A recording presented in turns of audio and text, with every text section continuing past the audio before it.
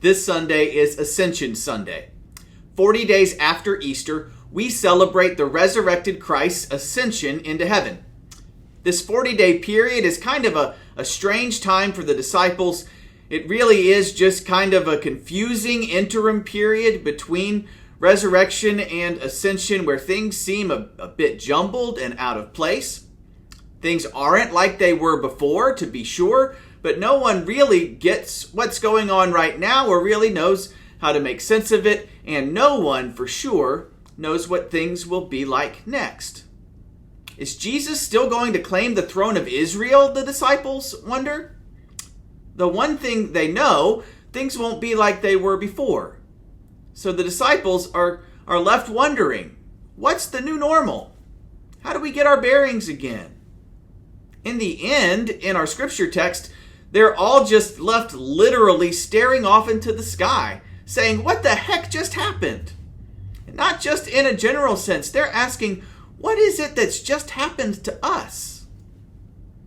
As we get to the other side of COVID, as we approach the end of this interim period of disruption, it's not hard to find some applications for us today. As we've been moving through May, we've been trying to focus in worship on some real practical thoughts about what it looks like to be a thriving Christian in Newnan, Georgia in the summer of 2021. And we'll recap where we've been as we continue in that theme this week. So far, we've said that these are the pieces we want to put together to be thriving Christians in the summer of 2021. Number one, we want to do the things that Jesus teaches about the things that are most important to us. Things like relationships and time and money. Number two, we want to reorient ourselves around a new definition of happiness. We want to be people who sing a new song this summer.